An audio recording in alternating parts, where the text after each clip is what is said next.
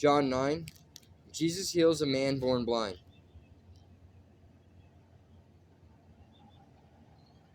The teachings of Jesus Christ. As Jesus was walking along, he saw a man who had been blind from birth. Rabbi, his disciples asked him, why was this man born blind? Was it because of his own sins or his parents' sins? It was not because of his sins or his parents' sins, Jesus answered. This happened so the power of God could be seen in him. We must quickly carry out the task assigned us by the one who sent us. The night is coming, and then no one can work. But while I am here in the world, I am the light of the world. Then he spit on the ground, made mud with the saliva, and spread the mud over the blind man's eyes. He told him, go wash yourself in this pool of Siloam. Siloam means sent. So the man went and washed and came back seeing. His neighbors and others who knew him as a blind beggar asked each other, isn't this the man who used to sit and beg? Some said he was, and others said no, he just looks like him. But the beggar kept saying, yes, I am the same one. They asked, who healed you? What happened?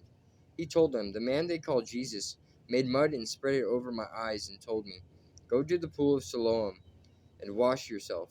So I went and washed, and now I can see. Where is he? They asked. I don't know, he replied. Then they took the man who had been blind to the Pharisees, because it was on the Sabbath that Jesus had made the mud and healed him. The Pharisees asked the man all about it, so he told them, he put the mud over my eyes, and when I washed it away, I could see. Some of the Pharisees said, this man Jesus is not from God, for he's working on the Sabbath. Others said, but how could an ordinary sinner do such miraculous signs? So there was a deep division of opinion among them. Then the Pharisees again questioned the man who had been blind and demanded, what's your opinion about this man who healed you? The man replied, I think he must be a prophet. The Jewish leaders still refused to believe the man had been blind and could now see, so they called in his parents. They asked him, is this your son? Was he born blind? If so, how can he now see? His parents replied, we know this is our son and that he was born blind, but we don't know how he can see or who healed him. Ask him. He is old enough to speak for himself.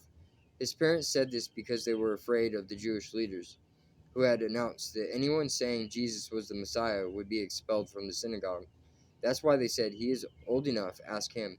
So for the second time they called in the man who had been blind and told him, God should get the glory for this, because we know this man Jesus is a sinner. I don't know whether he is a sinner, the man replied, but I know this, I was blind, and now I can see. But what did he do? They asked. How did he heal you? Look, the man exclaimed, I told you once, didn't you listen? Why do you want to hear it again? Do you want to become his disciples too? Then they cursed him and said, you are his disciple, but we are disciples of Moses. We know God spoke to Moses, but we don't even know where this man comes from. Why, that's very strange, the man replied. He healed my eyes, and yet you don't know where he comes from. We know that God doesn't listen to sinners, but he is ready to hear those who worship him and do his will. Even since the world began, no one has been able to open the eyes of someone born blind. If this man were not from God, he couldn't have done it. You were born a total sinner, they answered. Are you trying to teach us? And they threw him out of the synagogue. Spiritual blindness. When Jesus heard what had happened, he found the man and asked, do you believe in the Son of Man?